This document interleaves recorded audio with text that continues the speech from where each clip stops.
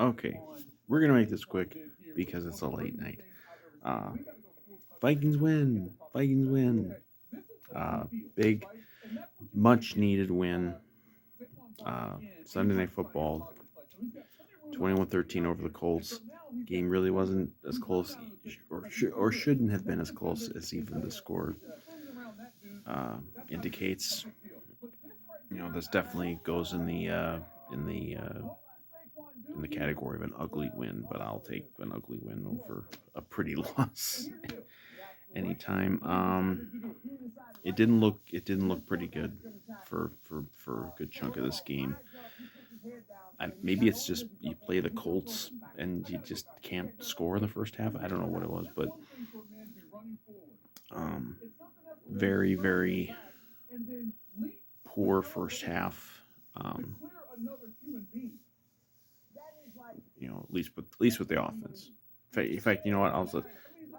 Before you can get to the offense, defense made a big bounce back in this game. Big bounce back game from the last couple games where they were just run over and thrown over.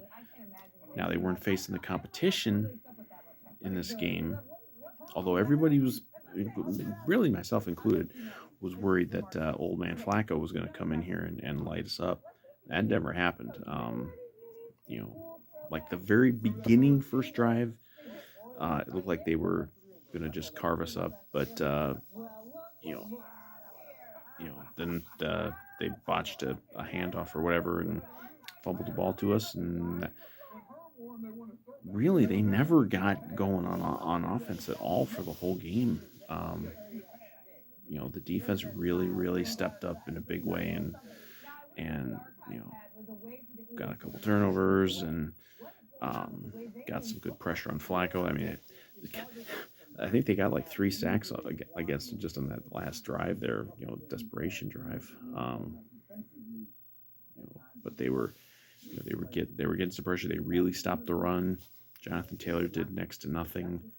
Um, you know, and final 21-13. Honestly, you know, they almost pitched a shutout because the one Colts touchdown was ridiculous. It should not have been a touchdown. Um, Darnold gets a fucking forearm to the head, drops the ball. Now that didn't mean he had to drop the ball, but you know, I don't know why. I don't know what it is about Sam Darnold though. Suddenly, you can do whatever you want to anywhere in his head and neck area, and just you know, you're free. You can take a face mask and yank the thing violently, and you can give a forearm to his head, and they did call it. They threw the flag. That's why when it happened, I wasn't even phased that the guy's running down with the ball, to the end zone, because I'm like, oh well, this is getting called back because obviously they just committed a personal foul on Darnold, and then they pick up the flag. It's so ridiculous. And then the three they got was on a short field after a Darnold pick where they went 3 and out. And then they got a field goal right at the end, like very very very late. A long field goal where they had to get 2 scores and they kicked a field goal. So I mean the defense was great.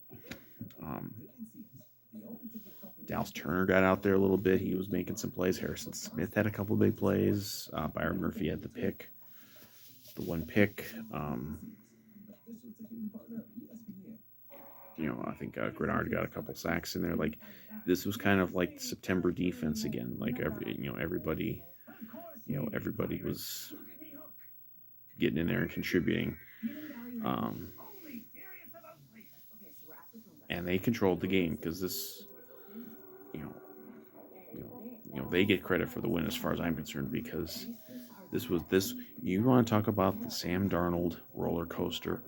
Oh, this was the all time the all timer for this season so far, at least the Sam Darnold roller coaster because um, first drive of the game, you're in the red zone. Sam Darnold rolls out, throws into double coverage right to a guy, right to a Colts player in the end zone. There goes that drive. Um, and later, right after the pick we got on Flacco, you know, well, we'll get to that. First half was just crap. And it's like the Vikings were pretty much in control of this game the whole way because of how the defense was playing. And we would get some drives. Occasionally we would get some drives, but then obviously we had that first Darnold pick, terrible. Um, we missed a field goal. Will Reichard finally missed a kick. Um, Except he missed two. Um, he had the long one, which is like, yeah, you miss a long field goal, it's gonna happen. Will Reichard was never gonna hit every field goal in his whole career. Sorry to break that to you, but then next drive or sometime the same. Actually, it was right before. It was one right before halftime. Um, Put together a little bit of a drive. I believe that was one of the ones where Darnold took a sack. Thought maybe we could get in the end zone. Darnold took a bad sack, which is just something he's going to do, I guess. He's just going to, once or twice a game, he's just going to take a really bad sack. And so we had to try field goal. This was a short one, and Riker doinked it off the uprights. But turns out he was actually playing hurt, and I don't know why. If he was hurt, they didn't bring in like another kicker during the week, because you can just plug in a kicker. It's not like learning a playbook. Just bring in another kicker. They didn't do it. He did his PATs, so that was good. But so it was like it's 7-0 at the half. This ugly half. They got booed off the field. Not like the loud. I've heard louder boos for Vikings teams over the years, but this was pretty loud, and it was pretty deserved because they were playing like idiots. You know, it was just very disheartening. Like, it's like and like they were killing the crowd. Like the crowd, obviously, some primetime game like that, they're hyped up. Everyone's loud, and then you're just having the life sucked out of you by a dumb turnovers or missed field goals. It was just really bad. But then, hey, we've been there though, right? Down after a bad first half against the Colts. It hasn't been that long ago that this happened again. And third quarter, they come out, and for two drives, Sam Darnold it's September Sam Darnold again, but better. Like it was perfect. It was so good. He was he was making quick decisions. He was decisive. He was accurate, making some great throws. Just absolutely fantastic throws. The deep shot to Jefferson on the side, kind of down the sideline. That was a fantastic throw. The one, the first touchdown to Jordan Addison, which was a great catch. But it was a really good throw too. And I think it was like play or two before that play even happened. He took a shot to the end zone to Munt, and it didn't connect. But that was a great throw. So I don't know if they got to him in the halftime. Just be like, make quicker decisions, because he's holding on to the ball too long. First half, he's slow on decisions. Like, there were plays to be had, and he wasn't making them because he was tentative. He wasn't getting out there making the throws. But it was all different than those first two drives in the third quarter, because he's making quick decisions, firing the ball, had a good scramble in there, very decisive stuff. And first two drives, boom, touchdown. And then the second one, was to Naylor on a third down, third and goal. Like really good play. Like this is what like this is the Darnold that was in the the early MVP discussion back in September and early October. Like this is the guy. But it's the freaking roller coaster, man, because you know, we get the pick then on off Flacco. Byron Murphy gets the pick. First damn play after that, because it's like 14-7 at that point. And offense has been rolling. It's like this could be the drive now where you just seal this game. Don't have to worry about anything. I think it was the early fourth quarter at that point. And the first play after that, Darnold throws into like triple coverage. It gets picked off. There's a return that sets them up for the field goal, makes it 14-10. And here we are. We're sweating it out again. It doesn't need to happen. Um, it's just the damn, it's just the fucking roller coaster, man. And then he took another sack. I think maybe the next drive after that, they were getting in kind of into range for a field goal.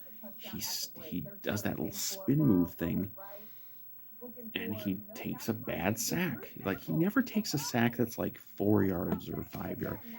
Every sack he takes is double digit loss, and it knocks you out of field goal range. Although with Reichert condition he was in tonight, who knows? Um, so it's like we're sweating it out again. We gotta. That was the drive. Then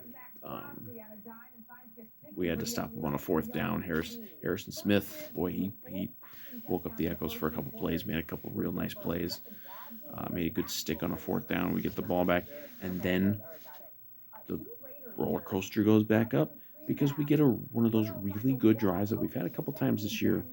We couldn't do it against Detroit, unfortunately, but we did.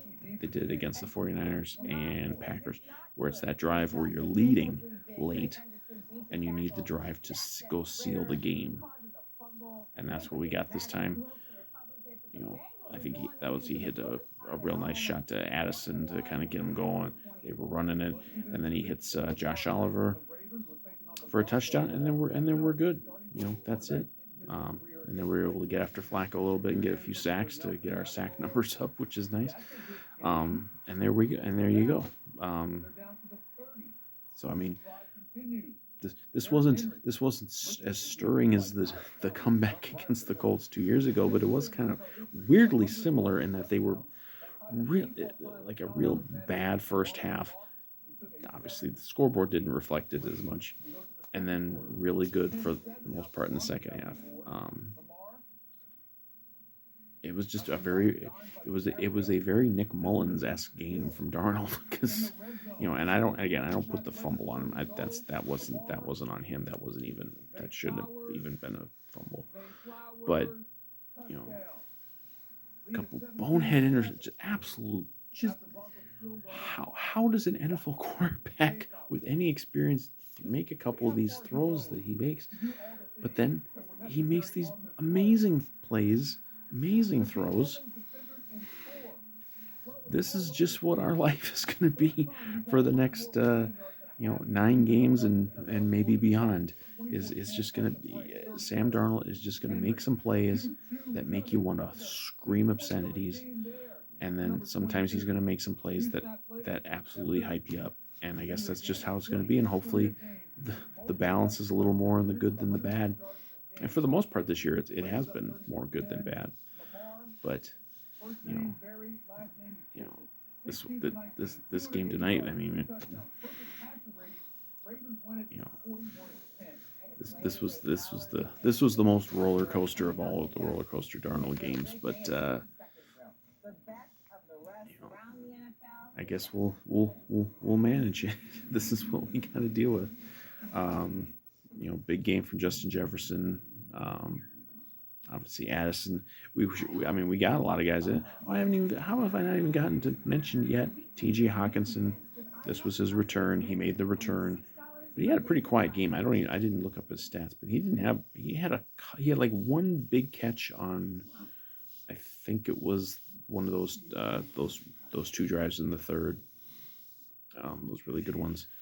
Um, and but he didn't have a big game. He did take one of his catches. He kind of got hit low. I was like, don't. That's the absolute last thing we need. Um, but they were mixed. They were mixing up. Everybody got out there. Oh, the play before the forearm to the head was a nifty little double pass. Jefferson back to who the hell did he throw it to? Aaron Jones, maybe, or Addison. I forget who he threw it to. Um, nice spark kind of play. You know, but I mean, a lot of guys got involved. Cam Akers got out there, ran it a little bit, looked good too. Aaron Jones ran, had some good runs. I'm pretty sure we ran for over 100 yards. Like statistically, this game was a rout. I mean, if you just look at the total yardage and things, like I think it was almost like 2-1. Um, Time of possession was very much on the side of the Vikings. Like it's one of these things where you couldn't believe the score was what it was with you know, with the Vikings seemingly kind of controlling this game, but then you missed. I mean, the Vikings won a game where they lost the turnover battle. Uh, with 3 turnovers, they missed 2 field goals. That stuff doesn't happen. I believe the Colts. Yeah, the Colts missed a field goal too. I think there was a long one too. But those things don't happen very often. Usually, who gets more screwed by missed field goals than the Vikings? Nobody. Um, but they found a way to grind this one out, and they desperately needed it. You know, we can relax a little bit because it's like it was it's the oh god it's 2016 again, 5-0 start, have a bye, losing games out of the bye. That year I believe we dropped first 4 games out of the bye before finally getting a win. At least this time get the win. Stop the bleeding early. Um, you know, Very big win, obviously for the playoff chase. I mean, you know, maybe a little early still to just be looking at that. But Detroit won today. They won in Green Bay. Bears lost, so I think we're kind of comfortably ahead of the Bears at the moment, and we did jump the Packers again, so now we're back in second place. So we can look down on the Packers. But I mean, winning that division is going to be really tough because Detroit. I mean, they look like they're not unbeatable, but I mean it's going to be really hard to catch them when you've already lost a game to them. But as far as the playoffs, where we're kind of standing now, we're 2 up. I believe we are, with tiebreakers and everything, we're the top wild card at the moment. And a couple games up on the last or the first team out. So if we just kind of handle our business, they should be pretty good for at least getting in the playoffs. And if this defense is the defense, if the defense, is back, hopefully they're back. And we did this without Cashman, so maybe Cashman isn't the missing link. But if this is the defense that we have going forward, well, again, we don't have a Detroit or a resurgent Rams on the schedule. We've got I believe Jacksonville next week, then Tennessee, or maybe it might be reversed, and then the Bears, who are fading. So I mean, there's nobody who can do those things to us. Possibly until we play Kirk. That's going to be an interesting one. Kirk got his revenge against Zimmer today, by the way. So good for him. Um, but the you know it was looking bleak. You lose the two these two frustrating games, and then you come out on prime time against a very average Colts team. Um, and you play a bad first half, at least on offense, and it looks like you're gonna maybe piss away a game that you shouldn't lose. You know, but hopefully the second half, you know, really can springboard them again, because the schedule is very favorable for them to get this thing back on a roll again and get to 8-2, 9-2, maybe 10-2. You know, they can do it, and um, now working Hawkinson back in, I would assume he's gonna. I noticed he was kind of running in and out. He definitely wasn't like in there for the whole. He wasn't like playing every snap. We did put Cam Robinson played the started at left tackle. He was just traded for 4 or 5 days ago or whatever, and he's already he was already starting. Uh, I think I saw that he didn't have a wasn't credited with a pressure allowed, which, I mean, for a guy coming in, to a new team and playing within days, that's pretty good. Uh, Interior, the O line was getting beat up pretty bad. They didn't put Reisner in there for Ed Ingram. I'm not sure why they're still waiting on that. Um, and Bradbury got just destroyed on the play that where Darnold took the forearm to the head. Um, Bradbury just got destroyed on that, but you know, hey,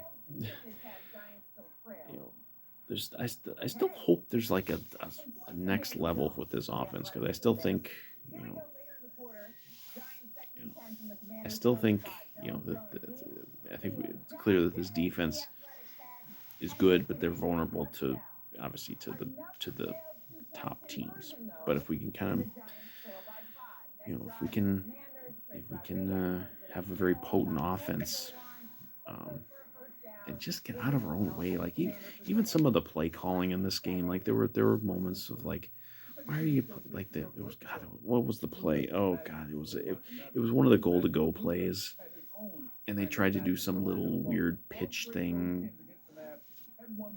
play to like Aaron Jones, and he got tackled for a big loss. Like, you know, KOC just got to get out of his own way and just let just when things are working, just let it happen. You know, um, but you know, I'm probably rambling more because I'm a little more tired. I'm gonna finish this up, get it posted, go to bed. Um, but this is good. I mean, we got the win. This was a must win, because man, would we be in panic mode if we lost our third in a row. Um, and this isn't, you're not going to hang this victory in the Louvre. It's it was an ugly win. Not nothing particularly memorable from it. I don't think there's any like super memorable moment from it that you're going to be like, oh, remember that great play in the Colt game. No, I don't think anything like that. But it's a big win, big to get the win. Go to 6-2. I had them on 7-10. We're at 6-2. So, and it helps us to just relax, because now we don't have that specter of 2016 hanging over this team. Now that doesn't mean that, like, okay, doesn't mean we're not in the playoffs yet. That we could still go from 5-0 to not making the playoffs. But I think it's obviously a big confidence boost for them, that to bounce back like this and get a defensive performance like that, and even Darnold to bounce back from turnover. I mean, I'll certainly say this for Darnold: he doesn't, he if he makes a mistake, he doesn't like fold and go into a cocoon. Like he's he'll go back out there, he'll sling it around. I think the key with him is just being being quick with the decisions. Like even if he makes a bad decision, hey, at least make it quick. Um, and he did that second interception. He threw that thing right away. But and of course, I guess I'll finish with this and then I'll stop. Trade deadline coming up on Tuesday, election day. Um, Election is slightly more important to the fate of humanity than the trade deadline for the NFL, but you know, obviously, every team out there was using probably this week to decide what to do. I don't know if the Vikings are going to do anything more because I don't know if I don't know what they can do. Like what I don't know if they have any. I don't really know what unless you want to really keep dipping into that 2026 draft. You know, I don't know. I don't think they're going to make any blockbuster type of trades. Maybe they'll make a minor trade. I don't know. Maybe they can try to get another defensive lineman, or you know maybe a receiver. But I mean, I don't know. There's obviously been talk about Thielen maybe getting traded from the Panthers. Like I don't know. Is that even worth it? Is it just like, hey, it's Thielen, like let's go get him? I don't know. I wouldn't expect anything too significant. I think the biggest trade that they'll make is the one that they already made to get Robinson. And hopefully he'll acclimate more, and maybe he can, as he gets better, then that helps the whole line, and we can keep piling up some wins because you know even if catching Detroit in the division is going to prove to be tough, I still think you can grab a wild card. You might be having a road playoff game against, I think as of this moment it would be at Arizona, which would be, I think, very winnable. Possibly at Atlanta. A Vikings at Kirk Cousins Falcons playoff game would be absolutely just an insane thing to experience. Or maybe you end up playing at Washington or Philly. Hopefully not Philly, just because that's a house of horrors. But you know they got a good chance of being that top wild card, which sets you up for a very winnable playoff game. But that's so far off. Who knows what's going to happen? But encouraging to bounce back and get this win tonight, and we'll see what the Darnold roller coaster has in store for us next week.